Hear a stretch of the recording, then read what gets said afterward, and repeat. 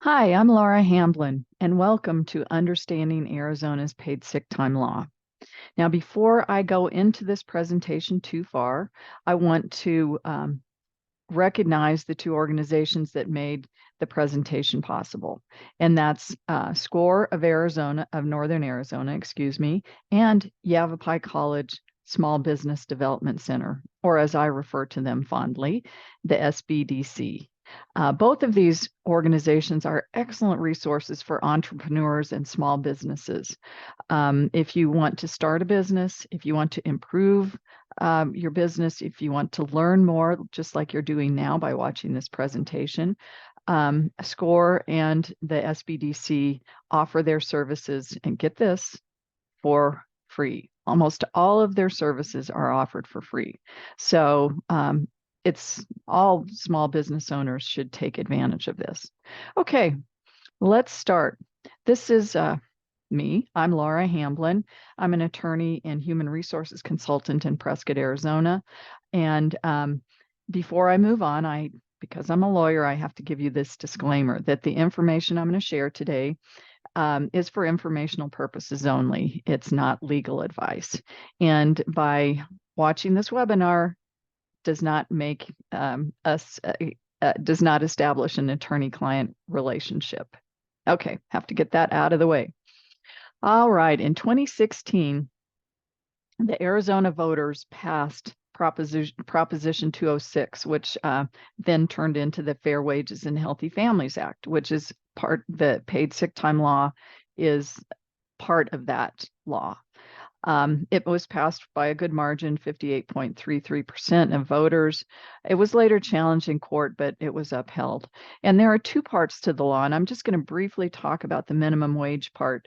But there's minimum wage and mandatory paid sick time. Now, the Labor Department, which is part of the Arizona Industrial Commission, is responsible for enforcement and implementation, of this law.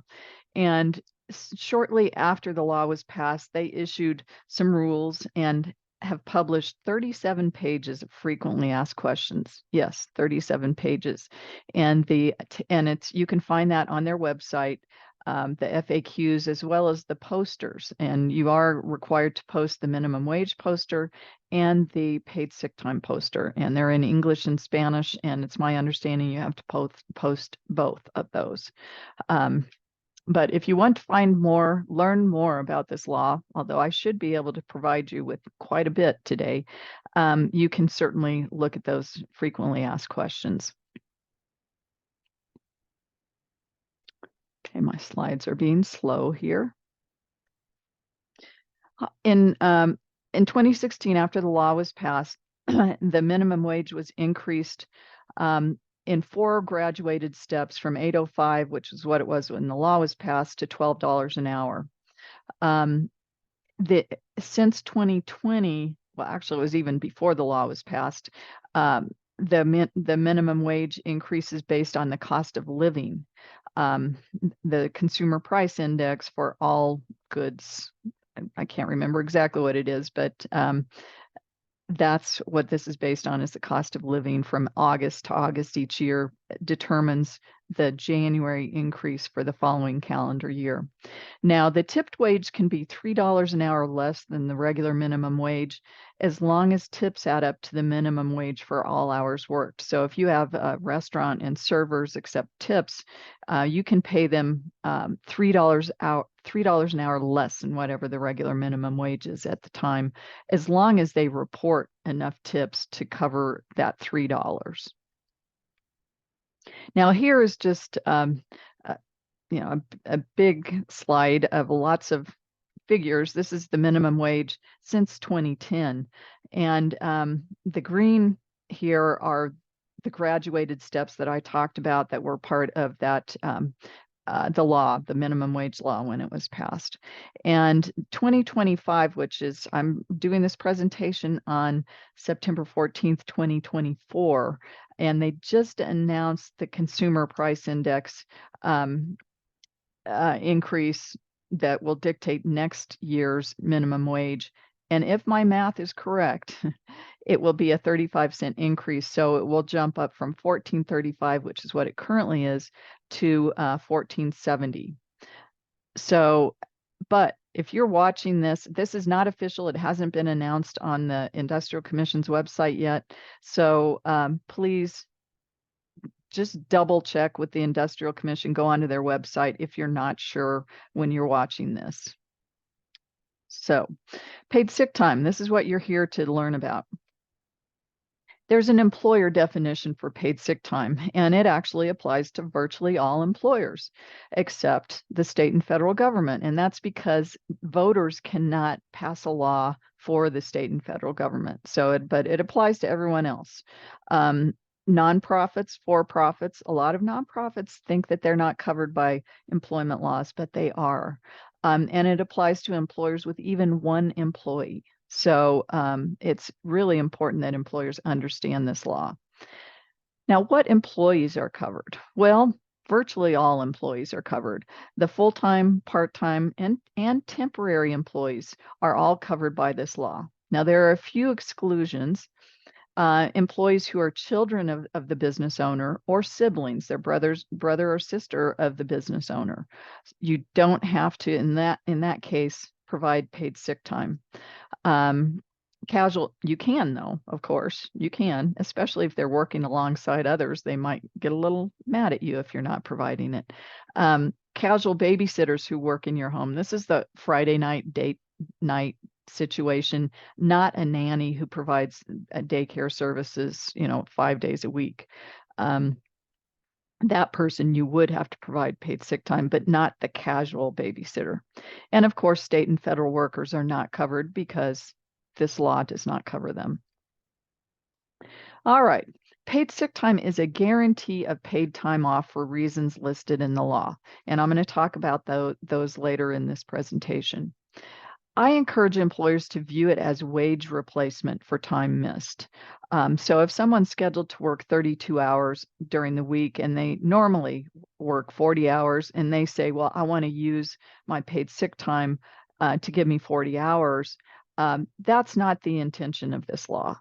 The intention is to, if they miss a day, then they can use their paid sick time to replace those wages, not to supplement their wages. And because it applies to part-time and temporary employees, employers can't establish a minimum hours worked requirement to trigger eligibility. So prior to the time this law was passed, a number of employers had requirements such as you have to work at least 20 hours a week to get paid sick time under our policy. Well, that's no longer the case. That's unlawful now. So employers can have policies that are more generous than is required by the law, as long as they meet all of the minimum requirements. And I'm going to talk about the minimum requirements, but throughout those FAQs and in the statute too, it does say employers can be more generous, and certainly they would encourage employers to be more generous if possible. Okay, the accrual of paid sick time. This is the basic premise of the law, or the basic requirement. Employees accrue 1 hour of sick time for every 30 hours worked. 1 hour of sick time for every 30 hours worked. I encourage employers not to come up with their own way of accruing paid sick time unless you really do the math to make sure that it's at least 1 hour of sick time for every 30 hours worked. For example, some employers they take their 2-week pay period and come up with some kind of accrual. Well, you need to make sure that people are not being shorted sick time. So the easiest way to do it is do it using this accrual, the 1 hour of sick time for every 30 hours worked. Otherwise, you could end up shorting some people and could potentially face some liability. Assume that full-time exempt, these are salaried exempt people, excuse me, that they work 40 hours a week for accrual purposes. Unless their regular work week is less, then you can go by their regular work week. But many salaried people work many more hours than 40 hours a week, but for accrual purposes for sick time, they are deemed to work 40. Now, employers with less than 15 employees, so 1 to 14 employees, their employees accrue up to 24 hours of sick time each year. This is, again, the minimum requirement. You can allow them to accrue more, but they have to accrue at least 24 hours, depending upon the number of hours they work. Employers with 15 or more employees, their employees accrue up to 40 hours of paid sick time each year. So big difference between 15 and 40. So employers really need to pay attention to the number of employees that they have. The accrual, or more about the accrual. The accrual starts on the date of hire. Starts as soon as they start working, but employers can require the employees to wait 90 days before taking sick time. And I strongly encourage employers to have a written policy and include this in it. If you want, again, you can be more generous. You can make it a 30-day wait or no wait if you want. You just can't make the wait any longer than 90 days, but put it in writing. Employers can front load instead of accrue. This is an option. This law is actually relatively flexible. It gives employers some options for designing their paid sick time policy or paid time off, which I'll talk about that towards the end of the presentation. And this is one way. Instead of accruing, employers can front load, and this is front loading the grant that either 24 hours or 40 hours of paid sick time at the beginning of the year, or when people start their employment. So instead of accruing, they get their whole bucket. And there are some pros and cons to this. The pro is it's much more administratively easy than accruing, but it can be more costly as well, especially if you're an employer that has a high turnover workforce or a part-time workforce. This would probably be more expensive. So for example, after 90 days, you've got a 90-day wait in your policy. And you decide to front load everybody. So this person after 90 days is eligible to take paid sick time. Well, this person takes an entire week off and takes their full 40 hours. It's a larger employer, takes the full 40 hours of sick time, and then quits after doing that. So you've paid out 40 hours of paid sick time. Had you accrued, likely this employee wouldn't have accrued more than 16 hours in working 40 hours a week. Now, also, if this was a part-time person, you would have to still give them their full 40 hours. You can't do any prorate. They'd get their full 40 hours at the beginning of the year. And that person, let's say they were working 20 hours regularly, and they took their full 40 hours after their 90 days. If you had been accruing, they probably would have only accrued 8 hours. So, again, it can be more costly, but there are, employers with a largely full-time stable workforce, this can be advantageous. So it really depends on your workforce in your organization. So I keep saying, if if you have less than 15, you do this. If you have 15 or more, you do that. Well, so you need to make sure and look at the number of your employees. So how do you determine if you have some seasonal fluctuations in employees throughout the year? How do you determine if you have 15 or less? Well, you need to count full-time, part-time, and temporary. You count all of your employees, and you're required to accrue at the higher level, which is the 40-hour level, if during the 52 weeks of the calendar year, so you look at the previous calendar year and the current one, if there were 15 or more employees on the payroll for some portion of a day in 20 different calendar weeks, not necessarily consecutive in the current or preceding year, then you have to accrue at the higher level. So look at each week, each of those 52 weeks, and see, are there 15 employees? And how many weeks do I have 15 employees? And if they're at least 20 weeks with 15 or more employees, then you have to accrue at the higher level. And they don't have to be the same people. They can be different people. So just give you an example. Let's say in 2023, the employer had 15 employees. Well, in that case, and then they have 10 employees in 2024. In that case, they still have to accrue at the higher level in 2024, even though they only have 10 employees, because the previous year they had 15 employees. So just need to pay attention to those things if you're in that boat. Other counting issues. You don't have to count employees who work solely on tribal land. So if you've got someone who does, 1 week they're working on the Navajo Nation, and then the next week they're working in Sedona, that person you need to count because they're not solely working on the tribal lands. So same thing with people who work outside of Arizona. If you have a number of employees who solely work, say, in Utah or New Mexico or California, you don't have to count them for purposes of Arizona's paid sick time law. But if they do work in those states or any other state just for part of the year, but then they're in Arizona for another part, you do need to count them for the time that they're in in Arizona. Now, this commonly owned entities, there are quite a few business owners in Arizona that have multiple businesses, and in those situations, they ask, well, do I accrue at the lower or the higher level? Well, what the Industrial Commission said is if there's sufficient commonality between the organizations, then you accrue, you have to count them all together.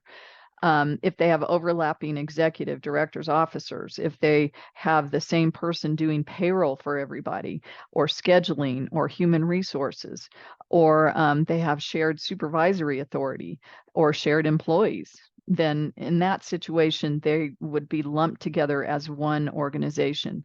I had a client that had two businesses, and one had 7 employees, the other had 10.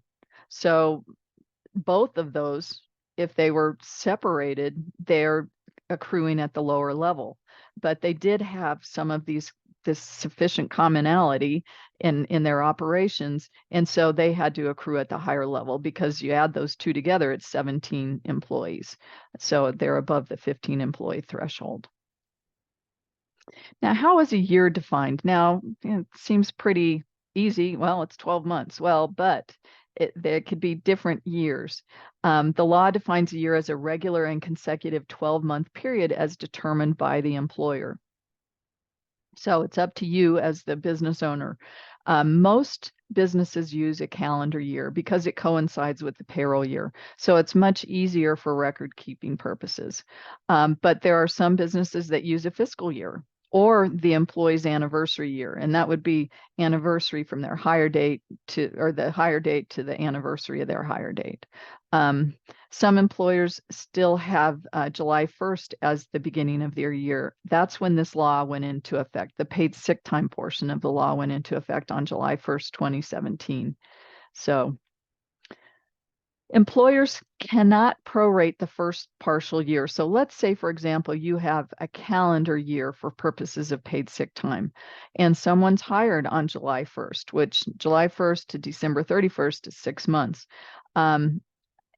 A lot of employers would say, okay, you can only accrue, let's say it's a 40-hour employer, you can only accrue 20 hours of paid sick time from July 1st to December 31st, and then you'll be able to accrue 40 hours for the next full year. Well, no, you cannot do that. Not when you're using the accrual method. You cannot prorate that first partial year because they may end up working more hours that would allow them to accrue more than 20 that partial year. So you cannot prorate. However, when you front load, proration is allowed. But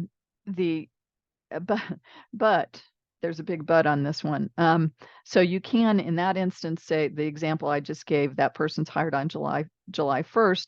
You can say, we're going to give you grant you the front load your paid sick time, so you get 20 hours for this half year, and then you'll get 40 hours in January 1st.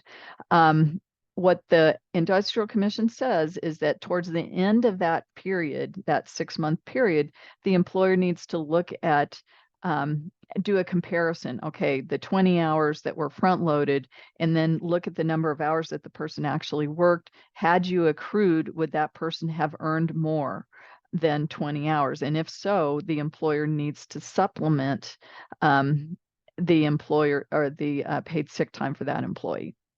I don't know how many employers are actually doing this, but it is required by the law. Okay, I've just talked about accrual. Now, one I did have a question in a previous presentation. Someone asked me, is the accrual on a rolling basis, or is it just accrual by pay period? Well, it's a rolling basis. So what I mean by that is, if let's say someone works 10 hours week 1, 5 hours week 2, 3 hours week 3, but there's a payday or multiple paydays in between there, you don't do it by week or by pay period. You've got to just do it by hours worked. So in that example I just gave, that person 10, 5, and 3, that's 18 hours that person worked. They haven't yet earned 1 hour of paid sick time. That person would have to continue working, and then they earn through their accrual their 1 hour of paid sick time. So it's not cut off at the pay period. Okay, annual use of paid sick time. Usage limits, this is an easy one, are the same as the accrual cap. So if they accrue up to 24 hours, they can use up to 24 hours. If they accrue up to 40 hours, they can use up to 40 hours. And there are some instances I'll describe where they could actually have more than that. Again, this is where the Industrial Commission says employers can be more generous, where employers can allow people to use more than the actual minimum limit. Excuse me, easy for me to say. So employers with less than 15 employees can be limited to using no more than 24, and those with 15 or more employees can be limited to using no more than 40 hours. Can always be more generous. Okay, we just talked about that. So this is how people can have more on the books. If they don't use all of their paid sick time in the year, when you accrue, you have to carry over that unused paid sick time from year to year. You have to. So you have to carry over, well, I'll get to that in just a second. But the maximum annual accrual and use limits still apply. So this is very confusing to employees. So employees can continue to accrue sick time, but not be able to take more than 24 or 40 hours.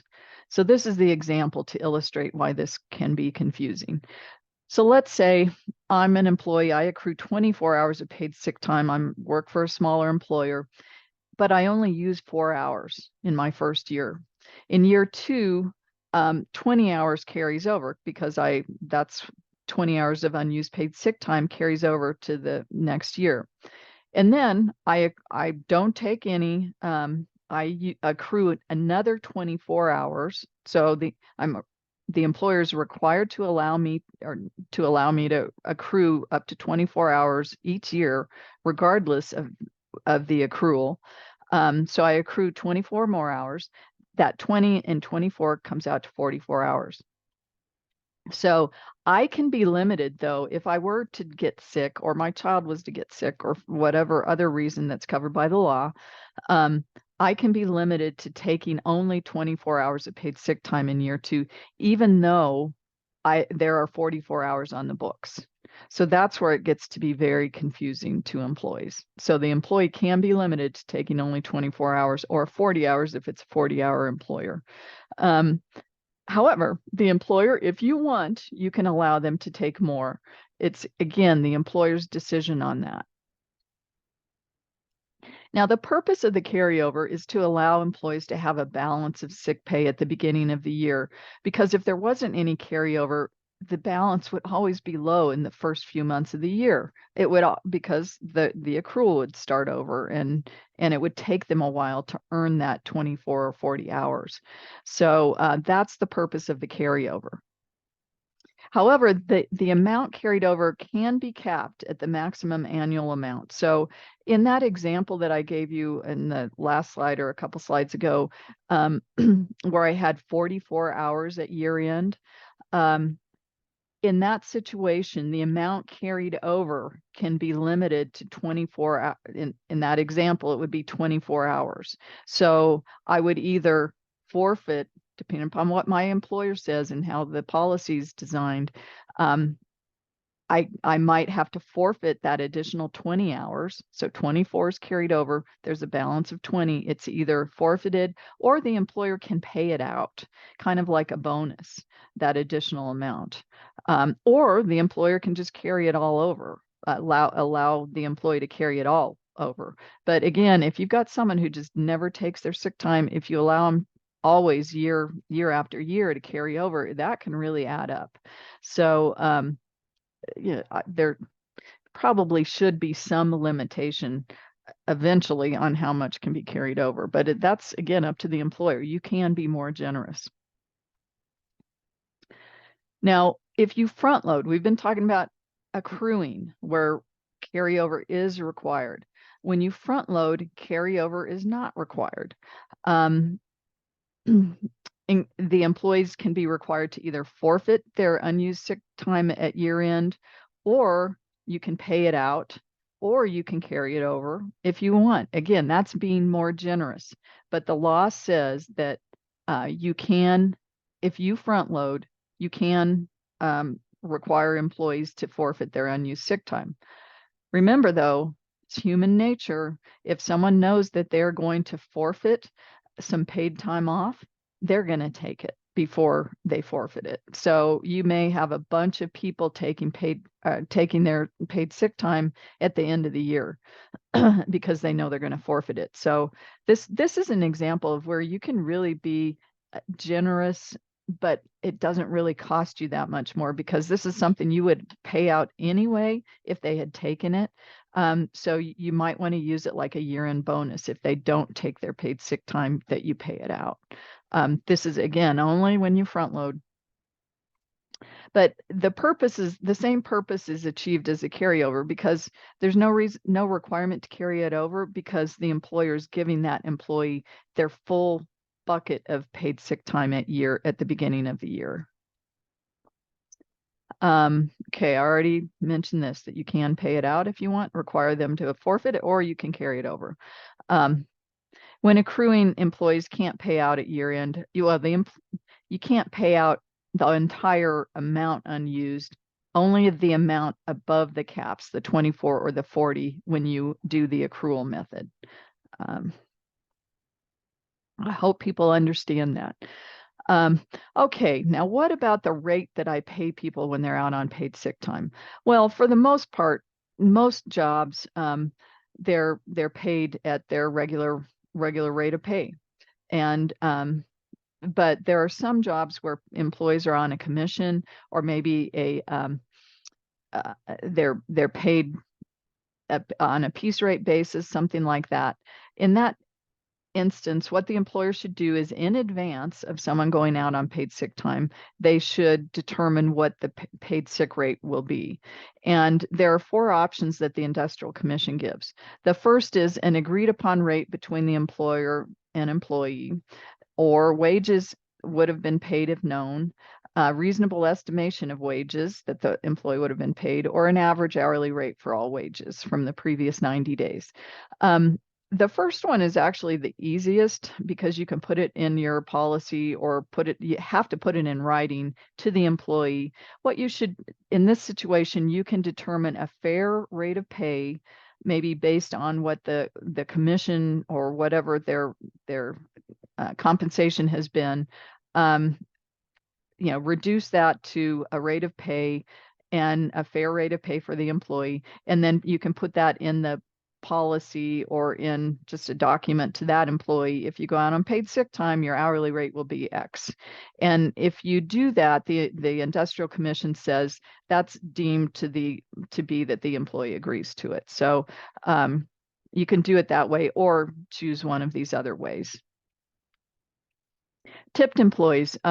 Tips are excluded from pay. So when the law was first passed, an employer came up to me who had a restaurant, kind of a high-end restaurant, and said, "Hey, am I going to have to pay an average of what my employees make in tips on top of minimum wage or on top of the wage that I pay them when they go out sick?" And what the industrial commissions, well, that employer was afraid because it would be very expensive because that employer's employees made a lot in tips. So the industrial commission said tips are excluded from pay. So, but you do have to pay the regular minimum, at least the regular minimum wage, not the tipped rate. So you can't do in 2024, our minimum wage is $14.35. Those employers that have employees who accept tips can pay $11.35. So if those employees go out sick, the employer has to pay at least $14.35. They can be more generous if they want, but they have to pay at least $14.35. They can't pay the $11.35. Shift differentials. Again, I mentioned at the beginning of the presentation that paid sick time should be viewed as wage replacement. And some employers pay employees like a premium if they're going to work on weekends or they're going to work after, say, 5 o'clock or evenings, maybe an extra 50 cents or 30 cents or $1 an hour in addition to what their rate of pay is. If someone calls out sick on one of those shifts where there's a premium, then they need to be paid what they would have been paid if they had worked. So they have to be paid their regular rate plus that premium. So just keep that in mind. Reasons for using paid sick time. So now we've talked about, accruing and front loading and using. Here are the reasons they can use the paid sick time. Hold on just a moment. The employee or the employee's family member has a mental or physical illness, injury, or health condition, or needs preventative care or a medical diagnosis. So they don't have to be sick. They can use this for going to the dentist or for just an annual exam or even a sports exam, one of those kinds of things, or to get a vaccine if they decide to do that. So they don't have to be sick to use paid sick time. Okay, my slides are taking a while here. Closure of the employee's workplace or the child's school due to a public health emergency. When this law was first passed, I thought we would never use that, but we did. There was the pandemic. Absence due to domestic or sexual violence, abuse, or stalking of an employee or a family member. Unfortunately, this does occur more than we'd like to see. So, but employees can use their paid sick time for these kinds of reasons. And sick time can be used in the smallest increment on the employer's payroll system. So, if your payroll system records time to the minute, then if someone was out, they were 4 minutes late. If they wanted to use their 4 minutes of paid sick time, they could. They can do that. It's usually not going to happen, but they could. And I gave the 6-minute increments. Some payroll systems round up or down depending upon when someone clocks in. And then some employers just do manual time cards and have employees write down their time. In that instance, if there's no payroll system, the hours, the 1 hour increment is the greatest increment that you can require them to use. I really encourage my clients that do manual time cards to make it a quarter hour rather than an hour, because usually people are recording their time in quarter hour increments. They don't just do it hour increments because they need to record accurately their time worked. They actually should be doing it by the minute, not quarter hours. But you can't, the point here is you can't require employees to take a full day off or use a full day or 4 hours. Can't be, you cannot require, it can't be more than an hour.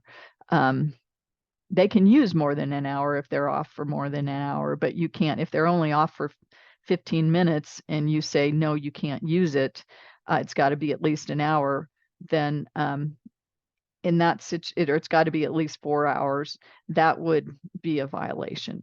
So I hope I'm not confusing people here. Who is a family member? So in the previous slide, I said that it's the employee or a family member is off for those various reasons. Well, the better question here is, who is not a family member? Because this is a very, very broad definition. Child, parent, spouse, domestic partner recognized in the state where the employee is, grandparent, grandchild, sibling, all of these are this regardless of age. So this could be a child who's 44. It doesn't have to be someone who's a minor. Adopted, foster, step relations, person who acted as a parent to the employee, but they're not related. So if I was raised by my aunt, and didn't have parents, I was raised by my aunt, then that person would be covered under this law. Or the employee is acting as a parent to a child, even though they're not related. So that child would be covered in that instance. And family members of the employee's spouse or domestic partner. So this is starting to get broader and broader. And this is the most broad part of it. Any person related by blood or affinity whose close association with the employee is equivalent to a family relationship. So very, very broad. It's hard to determine. So this could be a live-in boyfriend, girlfriend, aunt, uncle. So what I encourage employers to do is just not question employees about this issue. If they say they need to take paid sick time for a paid sick time reason, let them have it. It's just not worth arguing with them about it, because for them, it's highly, highly, highly likely that it's going to be a covered reason. The one question came up soon after the law was passed. Well, would a service dog fall under this definition? And the Industrial Commission said, no, the service dog would not. But if the service dog were ill and the employee was upset about it and needed to take time off for that reason, then it would be covered by the law. So again, this is a very broad law and definition. Now, can you require advance notice when an employee requests paid sick time? Well, yes, kind of. Foreseeable leave. So this is where, let's say I have to have a knee replacement. So I need to schedule surgery. In that instance, I've got to make a good faith effort to give advance notice to my employer and schedule the leave time so it doesn't unduly disrupt the employer's operations. So if it's a business that's really busy in the holidays, November, December, then I should schedule it at a time that's not in November, December. And be sure as employers that you just have a dialogue with employees who are in this situation and try to encourage them to schedule at a time that's not going to really create a problem. Unforeseeable leave situations. This is when you wake up sick or your child wakes up sick. And in that situation, the employer can require a certain prior notice if there's a written policy with procedures for providing notice, as long as the employer gave the employee a copy of the policy. So they put them on notice. This is what's required in those situations. Many employers say you've got to call in at least an hour in advance to notify us of your advance of your shift, to notify us of your absence. Some employers just say, as soon as you're aware of the need to take time off, you need to call or text your supervisor.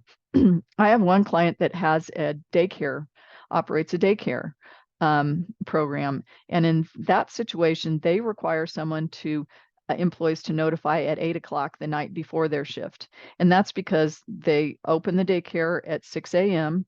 and they're required to have a certain percentage of staffing to the number of children who are there. By law, that's required. So they have to have time to find someone else to replace that person.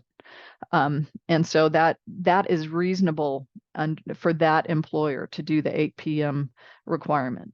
Most employers, again, do like a 1 hour advance notice or 2 hours, or just as soon as you're aware. Some additional notice issues. They can make their requests for sick time verbally, in writing, electronic means, or any other means acceptable to the employer. Expected duration of the absence should be provided. They're not always able to do that. And this is an important one. You cannot require employees to find a replacement worker as a condition of taking time off. This was in a lot of policies before the law was passed. That's no longer lawful. They don't have to find their replacement. Paid sick time is protected leave. And remember this, it's protected by the law. And you can't discipline employees for taking the time off. This is an entitlement, a legal entitlement. You can't discipline employees for taking the time off unless they've exhausted all of their paid sick time. And then if you have like an occurrence-based attendance policy, you can start those occurrences after they've exhausted their paid sick time. But you can't count any of the time off as an occurrence under your policy if they use their paid sick time for that. So keep that in mind, because you can really stub your toe in that area. Can employers request documentation? Yes, kind of, again. Employers can require documentation only if the employee has been absent for 3 or more consecutive work days. So if I'm scheduled to work Monday through Friday, and I take off Monday, Tuesday, Thursday, that's not 3 consecutive work days. If I took off Monday, Tuesday, Wednesday, yes, then my employer could ask for the doctor's note. But Monday, Tuesday, Thursday, they're not consecutive work days. And if it's an absence for medical related reasons, a document signed by a healthcare professional stating that sick time was necessary is sufficient. They don't have to give details, and you don't want to have details about why someone was out.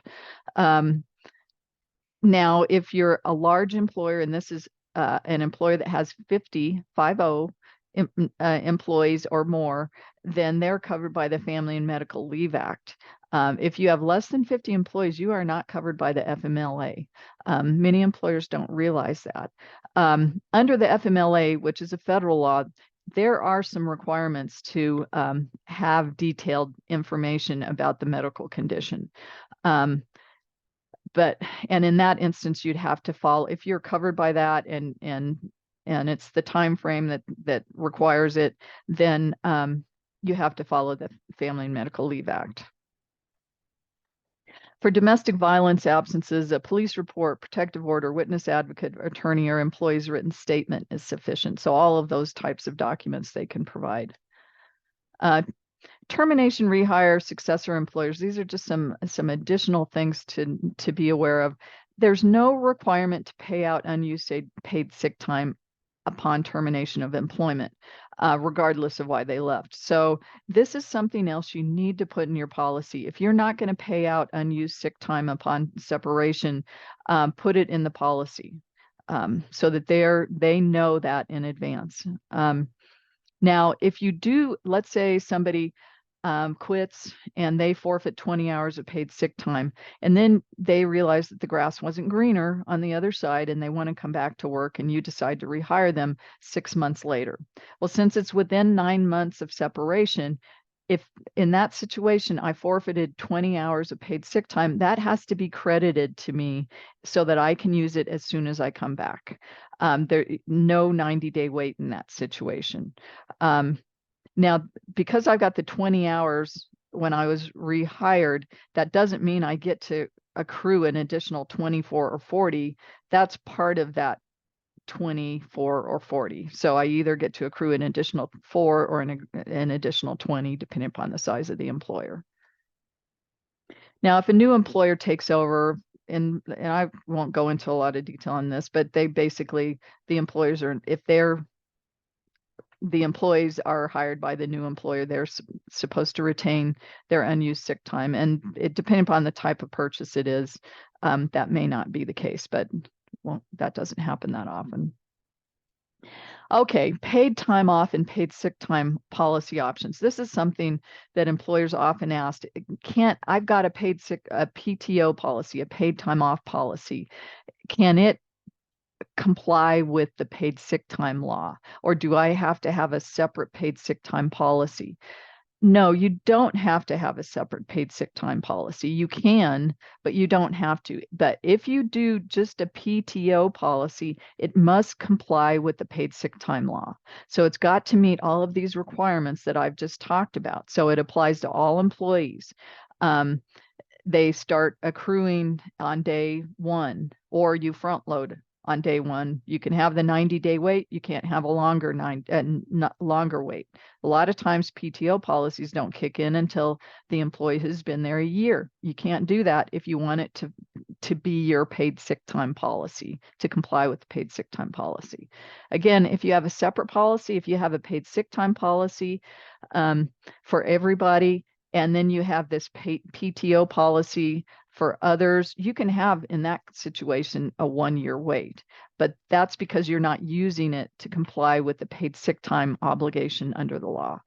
And the employees must be able to use if you are using this to comply with the paid sick time obligation, employees must be able to use their PTO for the same reasons and follow the same requirements that are in the law. So here are some options for you. And again, it depends on your organization. You can have a broad PTO policy that applies to all employees, and that meets the law's requirements. And you can do an accrual, you can do a front load situation, or you can do both. You can do an accrual for your part-time people, and you can do a front load for your full-time people. So you can do that. You can do that with the same thing with your paid sick time policy if you want to do it that way. Generous PTO policy for full-time employees that meets the law's requirements. So you've got the PTO policy that meets the paid sick time law requirements. And then you have just a basic paid sick time policy. So the minimum requirements for part-time and temporary employees. So a more generous one that's PTO, and then the basic paid sick time for the part-time temporary. You can have a vacation policy for your full-timers and a basic paid sick time policy for all employees. So for all employees, they have paid sick time, but your full-timers also get a vacation policy that you, as the employer, can be more flexible in designing. So you can have a 1-year wait if you want, or you can have the graduated, after a certain number of years, they get this, or you can say they have to take full day increments. Because this policy, the vacation policy, is not being used to comply with the paid sick time law, it can be more flexible. You can front load PTO for full-time and accrue for part-time. I mentioned that earlier in the first bullet. So there are so many options that employers have in designing their policy. So you just need to look at your workforce, what's best for you as the employer and what's best for your employees. Now, notices. There are notices that you have to provide. You have to include with each employee's paycheck, and this doesn't have to be a hard copy paycheck. It can be online, like a portal that they can go to.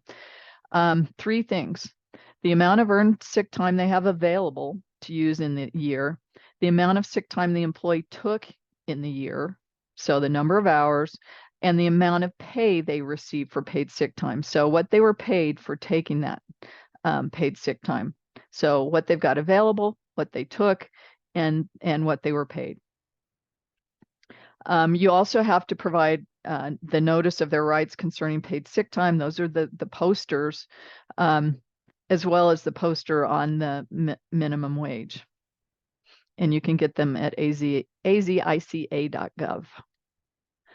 Now, record keeping requirements for minimum wage and paid sick time. These have been for the requirements to maintain payroll records haven't changed over the years, but employers also must track the accrual, use, and payment and carryover of sick time. So you've got to track the same things that you provide to your employees in that notice, those 3 things, plus you've got to track any carryover and also any payout that you do. So you've really got to keep detailed records of how you handle your paid sick time for each person. If you have a PTO plan, you have to have the same record keeping requirements as you would for a paid sick time policy. And all of these records must be maintained, for at least 4 years. Now, there's no retaliation or discrimination, a very strong non-discrimination, non-retaliation provision in this law. So be aware of this. And I'm going to explain a little bit about why you've got to be aware.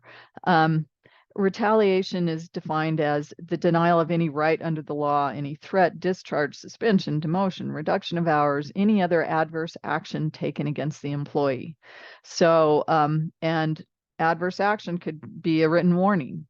It's not just being terminated. So taking adverse action against an employee within 90 days of the employee asserting rights under the law is presumed to be a retaliation.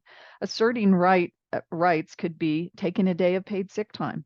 So, and the presumption of retaliation can be overcome only by showing of clear and convincing evidence to the contrary. That's a high standard.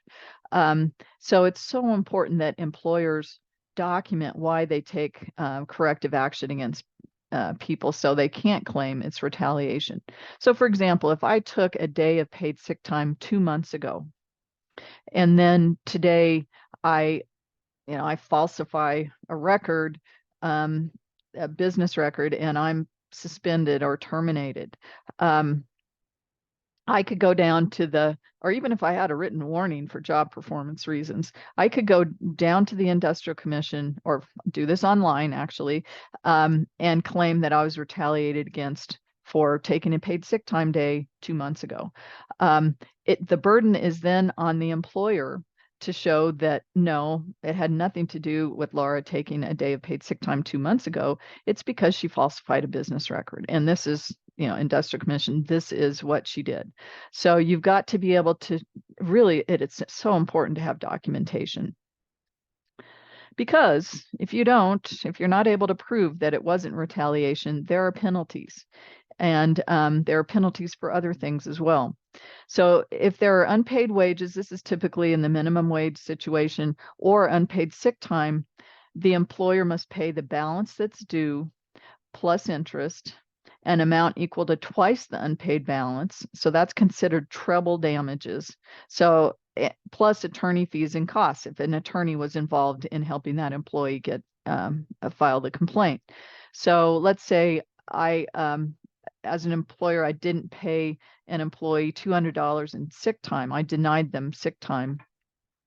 So it'd be the $200 plus interest plus an additional $400. So that's equal to twice the unpaid balance. So $600 plus interest on the $200 plus attorney fees and costs, which are going to be more than that $600. So it can really add up. 1 year to file administrative complaint is what the employees have, and then 2 years to file a civil lawsuit. So that's quite a bit of time for someone to have. Retaliation. If you're found to have retaliated against an employee the penalty is no less than $150 for each day the violation continued or until legal judgment is final. So if someone waits until the end of that 1 year time period to file a complaint, that's 364 days potentially of $150 each day. And then it would be even more because it'd take them a while to investigate it. So this can really be super costly. So you just be careful in how you handle things. Record keeping or posting violation, at least $250 for the first violation, $1,000 for subsequent or willful violations, and then potentially special monitoring of your workplace. So, but still, no one wants to pay out $250 because they didn't put a notice up. The Industrial Commission is continuing to educate employers, but they're also assessing penalties. It's now been 8 years since the law, well, 7 years since the paid sick time provision went into effect. From when I'm doing this presentation, that's quite a bit of time. Employers should know. So that's the Industrial Commission is starting to hold employers accountable. And I did I corresponded through email with the Industrial Commission, and the most common employer errors are incorrect or incomplete accrual of paid sick time. So again, they're using a different formula than the 1 hour for every 30 hours worked. Not maintaining records or providing pay stub information to employees. That's important. Not posting the required notices. That's easy. You can do that. Not making the paid sick time policy accessible to employees, or not in many of those instances, it's because they don't have a paid sick time policy. It should be in writing as we talked about before. Complaints can be anonymous or not. And if there is a complaint made, the Industrial Commission will send a questionnaire to the employer. They ask for the policy, where the poster is displayed, copy of sample payroll records. They ask for a lot of detailed information like that. Everything that I've talked about today is a lot of those things are included in the questionnaire. And if anyone needs to have a copy of that questionnaire, please, or a copy of these slides, feel free to email me and I'll provide those to you. You can also, if you want to learn more and read the 37 pages of very small font, single-spaced, frequently asked questions, go to the Industrial Commission of Arizona website. It really is very informative. So that's my presentation for today. Again, don't forget about these excellent resources, SCORE of Northern Arizona and the Yavapai College Small Business Development Center. They are awesome resources. So with that, I'm going to say goodbye and thank you for today for joining us.